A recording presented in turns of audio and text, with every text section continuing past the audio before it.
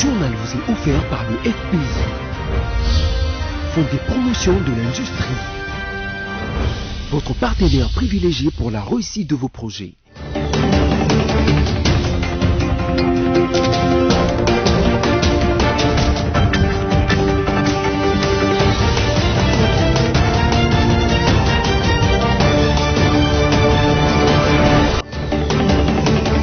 Bienvenue à tous à ce nouveau numéro du journal. Mesdames, Messieurs, en voici le sommaire.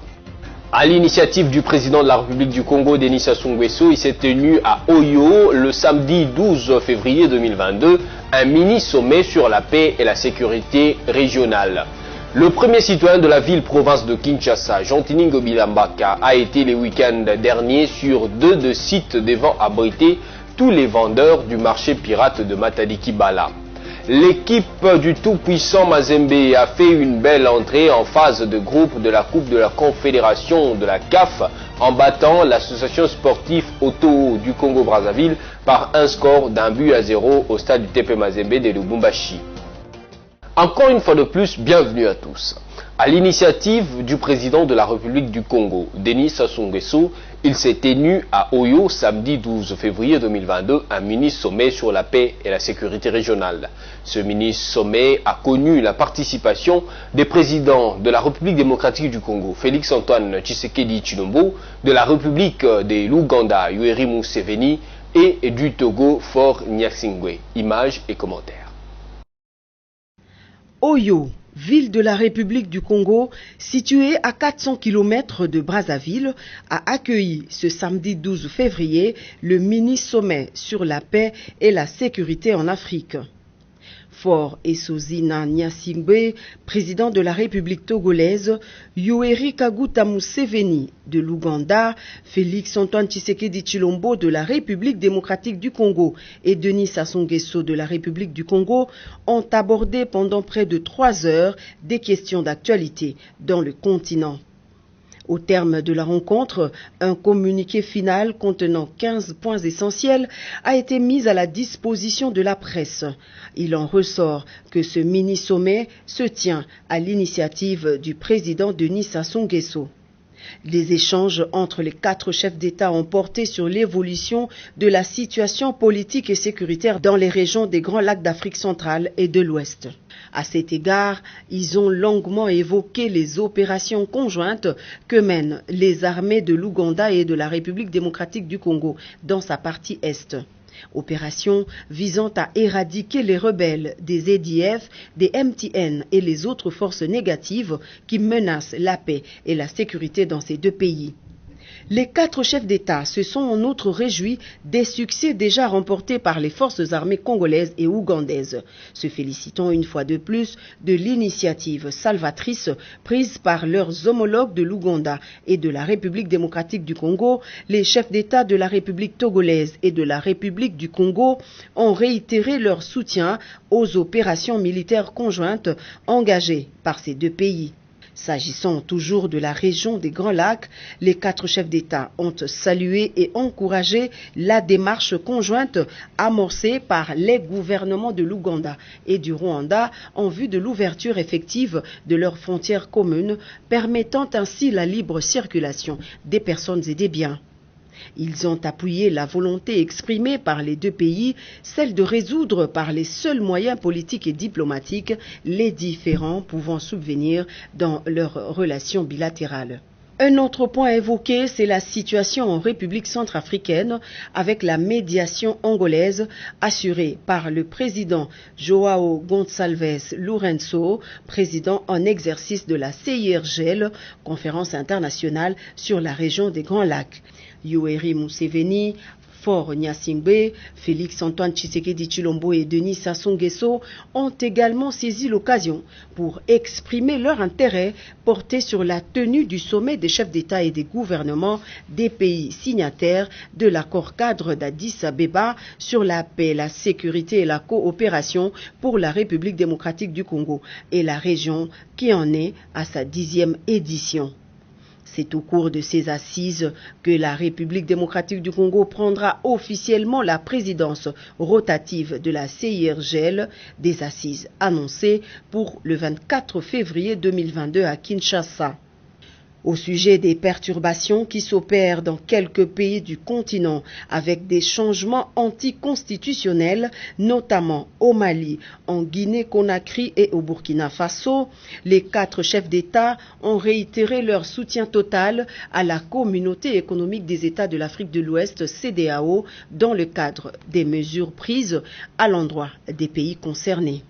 S'agissant des élections prochaines en Libye, les présidents du Togo, de l'Ouganda, de la RDC et de la République du Congo ont encouragé l'ensemble des acteurs impliqués dans le processus de transition et invitent des forces politiques de ce pays à œuvrer pour des élections inclusives et consensuelles. Au plan multinational, les chefs d'État présents à Oyo se sont réjouis de la tenue de la COP26, conférence mondiale sur le climat, en novembre 2021 à Glasgow. Tout en relevant les progrès accomplis, ils ont réitéré la nécessité d'accélérer l'action climatique afin de maintenir l'objectif fixé par les Nations Unies, celui de limiter la hausse de la température mondiale à 1,5 degré. Et bien avant la sortie du communiqué final, la quadripartite s'était muée en tripartite, Tshisekedi, Sassou et Adema, pour une demi-heure avant la bipartite, Tshisekedi Museveni, pour une durée de plus d'1 heure. Tout est bien qui finit bien, c'est en début de soirée que les 3 chefs d'État et leurs délégations respectives ont regagné leur pays par l'aéroport Olombo de Oyo. Et puis le président de la République démocratique du Congo, Félix-Antoine Tshisekedi Tshilombo, a échangé avec une délégation d'investisseurs américains de la société brassicole Warengu Beverage, filiale de la firme internationale RJ Corp, auteur de l'installation de la compagnie ZES en République démocratique du Congo, au cours d'une audience qui lui a accordé vendredi à la Cité de l'Union africaine. Cette compagnie va bientôt s'installer en RDC dans la zone économique spéciale de Maluku. Après de nombreuses démarches diplomatiques menées par le président de la République, Félix-Antoine Tshisekedi Tshilombo, des opportunités d'investissement ne cessent de s'ouvrir en République démocratique du Congo jour pour jour. Une croissance économique foudroyante en vue. La société brassicole Warengu Beverages, une filiale de la firme internationale RJ Corp, va bientôt s'installer en République démocratique du Congo, précisément dans la zone économique spéciale de Maluku, ZES, pour la production des boissons en canettes et en bouteilles de marque Pepsi. Son directeur général l'a confirmé à l'issue de l'audience lui accordée par le président de la République ce vendredi à la Cité de l'Union africaine. Nous sommes intéressés à pouvoir implanter l'industrie Pepsi ici à Kinshasa et le président était très courtois de nous recevoir et nous avons parlé également de pouvoir poser la première pierre en avril à Kinshasa de cette année. L'entreprise filiale de Pepsi détient la licence de production, de vente et de distribution de tous les produits de marque Pepsi. Son implantation aura un impact social important. À tout seul Pepsi ne pourra pas donner la solution à tout le problème d'emploi pour le Congolais, mais c'est d'abord un début. Nous aurons 1500 emplois directs et 5000 indirects dès que nous commençons. Le ministre de l'Industrie, Julien Paluku, et le conseiller privé du chef de l'État, Fortuna Bisselele, ont pris part à cette audience. Le panel chargé d'accompagner la République démocratique du Congo à la présidence de l'Union africaine a dressé un bilan brillant du passage du président de la RDC à la tête de cette organisation panafricaine. C'était au cours d'une conférence de presse animée le week-end dernier au Palais de la Nation. Le mandat est bien fini, c'est l'heure du bilan pour le panel d'accompagnement de la République démocratique du Congo à la tête de l'Union africaine. Face à une représentation de la presse nationale et internationale, les membres de ce panel ont étalé ce samedi en longueur toutes les activités considérées comme des acquis de la mandature du président Félix-Antoine Tshisekedi à la présidence de l'Union africaine. Le professeur Ntumba Luaba et ses collègues ont insisté sur entre autres activités diplomatiques et culturelles comme l'entrée en application de la charte de la Renaissance africaine qui est une sorte de feuille de route pour les gouvernements avec un accent sur les fondamentaux de la culture. Outre l'instauration du Grand Prix panafricain de la littérature, la tenue de la Journée mondiale de la culture africaine et afrodescendante ou encore le premier colloque sur l'albinisme, les panélistes ont également insisté sur la lutte contre la pandémie de la Covid-19 avec en exergue la mise en place de la plateforme de fourniture de médicaments. Ce grand homme qui dit le peuple d'abord, il a voulu qu'au niveau de l'Afrique, où souvent le peuple n'est pas entendu, où le peuple considère qu'il n'est pas présent, placer son mandat au service des populations africaines, des peuples africains, d'où sa vision spécifique d'une union africaine au service de peuples. Le président de la République a été vraiment au front de la lutte contre le Covid et dans d'autres domaines comme culturel, on s'est vu, et dans d'autres secteurs encore. Plébiscité champion de la masculinité positive par ses pairs pour ses actions pointues contre les violences basées sur les genres, le chef de l'État Félix-Antoine Tshisekedi a inscrit le continent africain dans un processus irréversible pour la réparation des victimes et l'atteinte de l'objectif 0 cas de violences basées sur le genre. Nous avons lancé la conférence de Kinshasa sur l'égalité femmes et hommes en Afrique. Et là, nous avons fait venir des femmes de différents pays d'Afrique qui sont venues ici à Kinshasa. Et à la fin de cette conférence, il y a eu une déclaration sur l'égalité des sexes en Afrique. Les efforts du président Tshisekedi pour le climat, l'économie, ainsi que les relations entre l'Union africaine et les autres grandes structures du monde ont également été soulignés lors de cette conférence de presse. Le mandat de la RDC à l'Union africaine a posé les jalons d'une future Afrique sans violence basée sur le genre et où l'identité culturelle a bien sa place et sa valeur. Tout à fait autre chose à présent, le Premier ministre Jean-Michel Sama Lukonde Kyenge, chef du gouvernement, a reçu en audience samedi dernier à la primature une délégation de la société civile de tous les 8 territoires de la province du Sud Kivu. Cette délégation, conduite par les facilitateurs principaux, Joseph Kinzo, est venue échanger avec le Premier ministre sur l'initiative d'organiser une table ronde sur la paix et le développement au Sud Kivu. Devant la presse, le chef de la délégation a relevé les grandes lignes de cette table ronde. Nous sommes ici réunis les 8 territoires du Sud Kivu, toutes tendances confondues en termes de tribus, et ce sont des leaders nationaux et d'autres provinciaux de la société civile du Sud Kivu. Et l'objectif, c'était de présenter à son Excellence Monsieur le Premier ministre, l'initiative pour la table ronde de la paix et développement du Sud Kivu. Nous sommes en train de travailler avec les collègues qui sont sur terrain. Et là, nous avons même quelques jeunes qui viennent du Sud Kivu et qui ont été avec nous. La société civile s'est réunie à Bukavu et dans les territoires pour le même objectif. Et nous allons essayer de mettre toutes ces initiatives ensemble pour l'organisation de la table ronde qui aura 4 étapes. Première étape, c'est un atelier national de la société civile pour évaluer la situation réelle au niveau de la province et l'orientation de cette table ronde. La deuxième étape, c'est avec les acteurs politiques, tant nationaux que provinciaux, pour discuter des questions de l'heure au niveau de la province, dans son historique et pour son avenir. Nous aurons la troisième étape, qui est celle des chefs des tribus et des responsables des différentes communautés, pour discuter des problèmes intercommunautaires et des problèmes aux frontières, au niveau des frontières. Et la quatrième étape, c'est la table ronde proprement dite, qui va réunir ces centaines de personnes, discuter sur la situation de la province dans son passé et tracer son avenir en termes de développement dans la paix. Voilà ce que nous visons comme objectif. Nous estimons que ça, c'est une initiative de la population. Nous ne sommes pas des acteurs politiques. Nous venons de la société civile et la société civile n'a pas une autre identité que ce n'est que la population représentée. Il était très réceptif, très attentif à notre message Il nous a prodigué des conseils et des orientations que nous allons suivre pour la réussite de ce grand événement qui va tracer l'avenir de la province et remettre ses fils et filles ensemble dans la paix. Voilà, donc nous pouvons appeler la population à pouvoir s'unir avec nous, accompagner ce processus qui est la leur et surtout c'est l'approprier.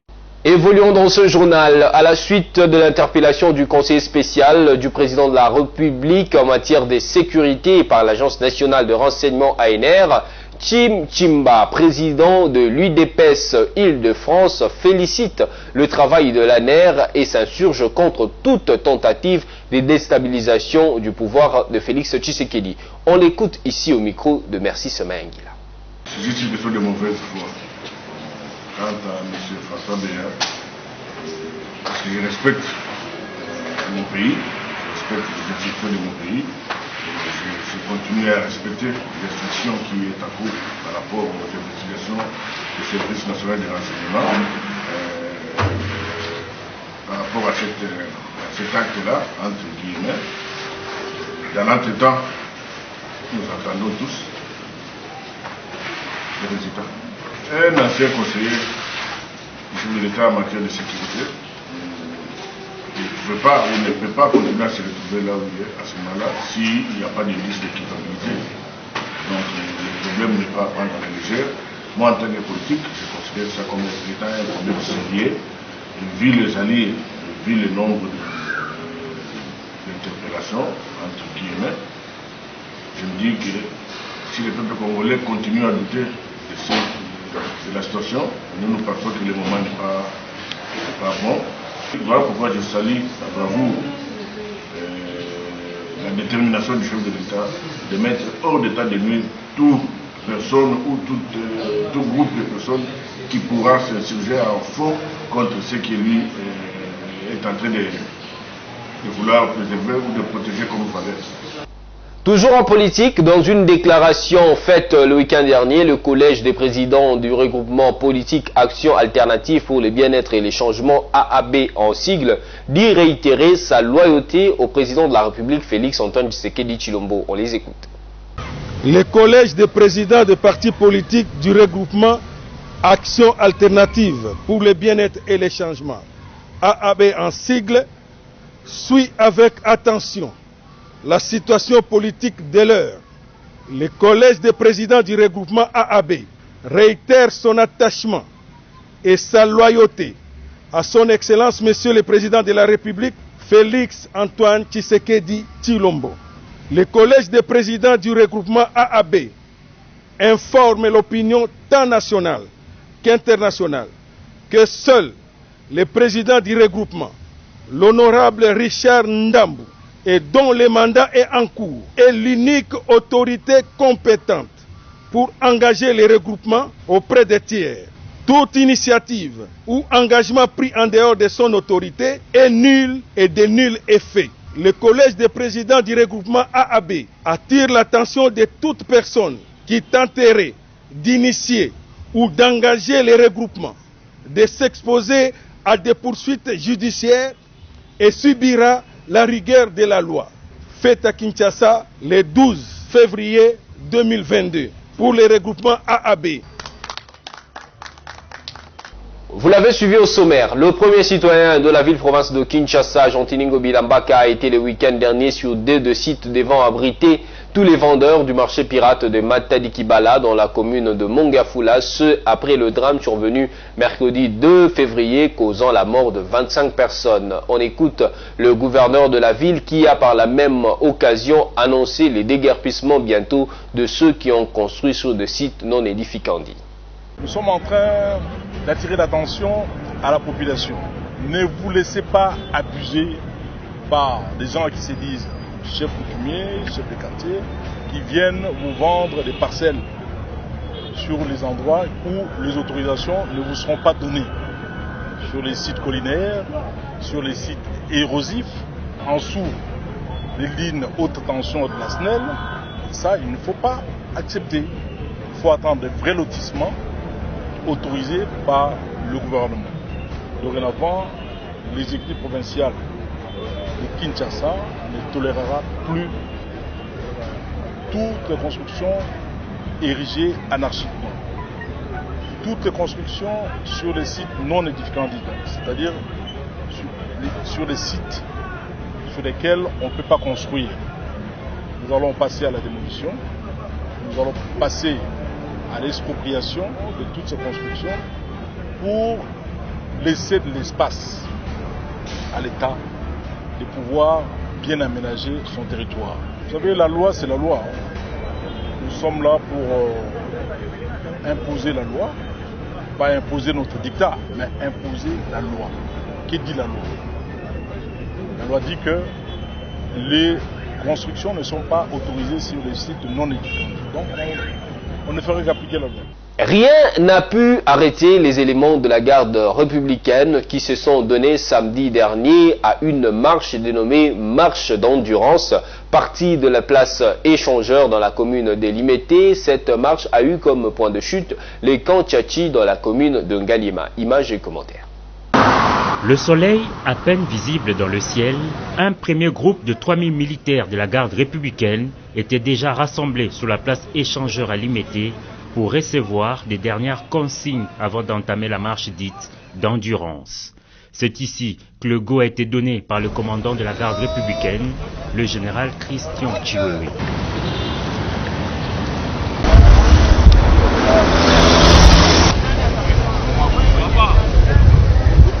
Officiers supérieurs et hommes de troupes formant des colonnes ont parcouru le boulevard Lumumba en passant par Sendwe, boulevard Triomphal, bravant la pluie qui s'y était invitée.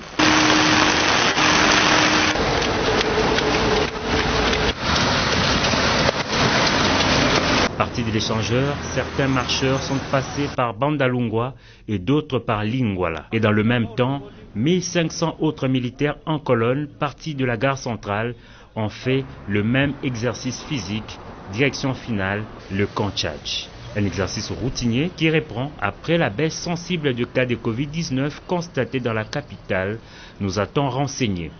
Déterminés, ces éléments chargés de la protection du chef de l'État ont fait preuve de la rusticité, la résilience et l'audace. Rentrés sur le camp Tchadj, point de chute après 5 heures de marche, ils ont tous été convoqués à une causerie morale du commandant de la GR. Tout en les félicitant pour leur bravoure, le général Christian Chiwewe a rappelé aux nouveaux venus les valeurs qui caractérisent cette unité de FRDC. Longonya pona bino nyonso parce que botamboli pe bolakisi ke boza mibali.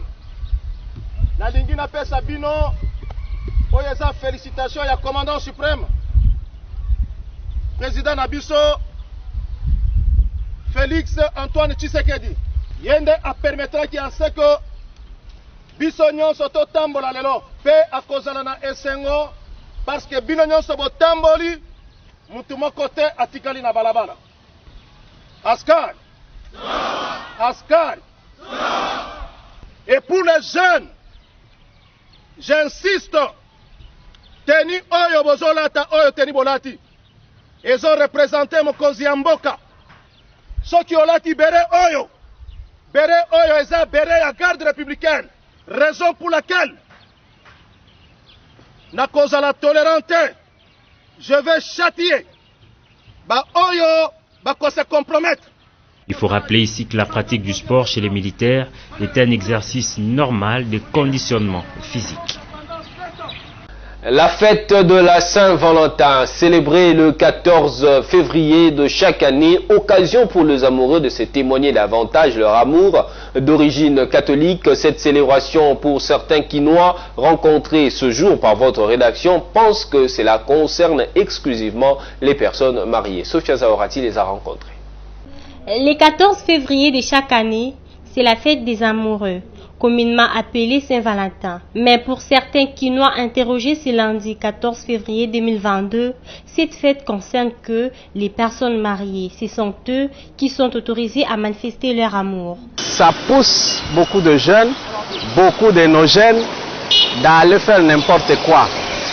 Vous savez, la société a besoin d'un modèle, vous voyez? Et le modèle de fêter la Saint-Valentin, peut-être c'est réservé aux adultes, aux mariés. Donc, les mariés peuvent peut-être se soulager pour aller fêter, c'est-à-dire être quelque part en train de fêter cette fête-là, dite Saint-Valentin. La Saint-Valentin a double fonction. Pour les amoureux, ils peuvent la fêter selon les normes, sans se pavaner ou soit influencer les autres. Quand je dis les autres, c'est-à-dire la jeunesse, cette jeunesse qui incarne notre avenir. Et pour le jeune, méfiez-vous de ça. C'est tout dérapage de cette fête-là. C'est ce que nous ne voulons pas. Signalons que la célébration de la Saint-Valentin est progressivement entrée dans la culture congolaise. Chaque 14 février de l'année, les amoureux échangent des cadeaux et s'habillent en rose et rouge. En sport, l'équipe du tout-puissant Mazembe a fait une belle entrée en phase de groupe de la Coupe de la Confédération de la CAF en battant l'association sportive Otoo du Congo-Brazzaville par un score d'1-0 au stade du TP Mazembe de Lubumbashi. C'était dimanche 13 février 2022. Les tout-puissants Mazembe s'est imposé face à l'AS Otoo du Congo-Brazzaville 1-0 en match de la première journée de la phase des poules de la Coupe de la Confédération CAF, disputée dimanche 13 février en son stade de Kamalondo à Lubumbashi. L'unique but de la partie est marqué à la 37e minute de la première période par les milieux de terrain, les Camerounais Richard Emmanuel Njo et Dimo sur un coup franc.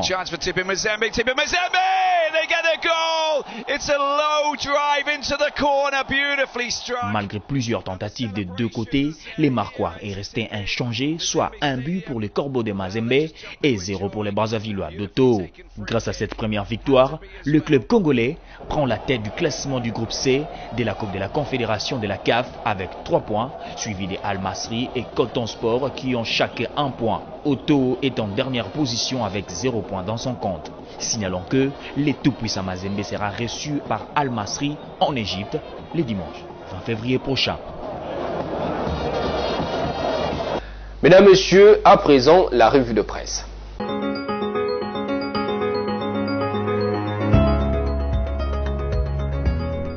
Mesdames et messieurs, bienvenue dans la lecture de journaux Paris ce jour à Kinshasa.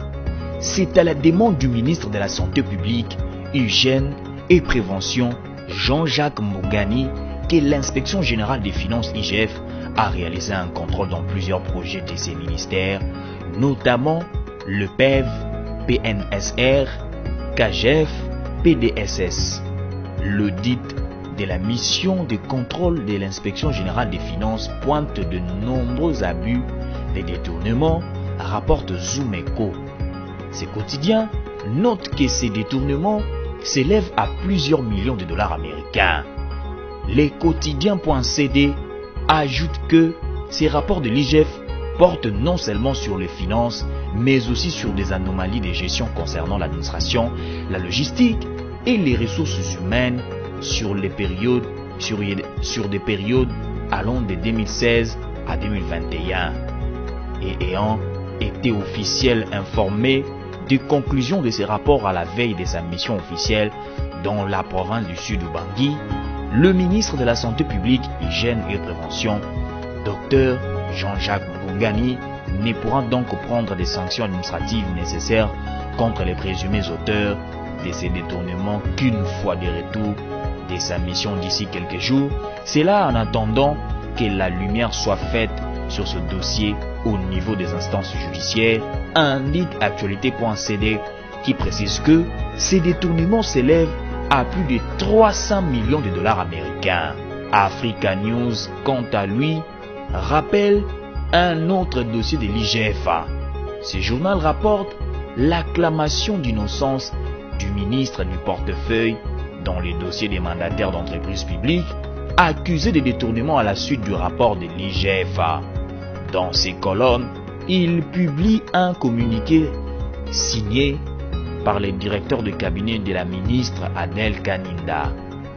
Les ministères du portefeuille portent à la connaissance de l'opinion publique de l'IGF l'essai pertinent, bien qu'il est lié ni de loin ni de près dans le détournement observé dans les chefs des mandataires publics, indique cette note du 12 février. Mesdames et messieurs, c'est la fin de cette revue de presse. Merci de l'avoir suivi.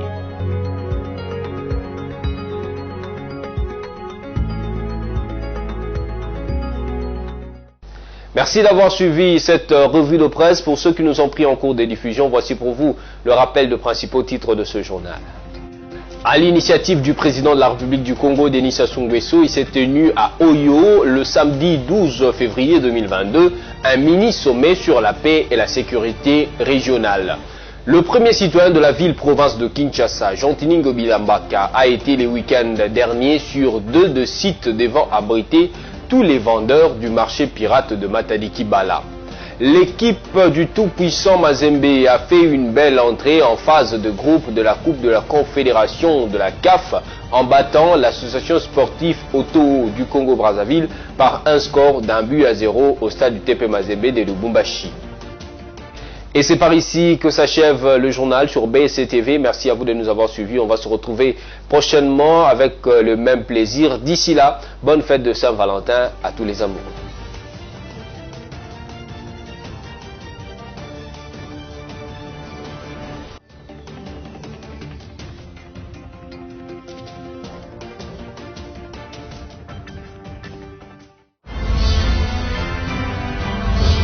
Ce journal vous a été offert par le FPI, Fonds des promotions de l'industrie, votre partenaire privilégié pour la réussite de vos projets.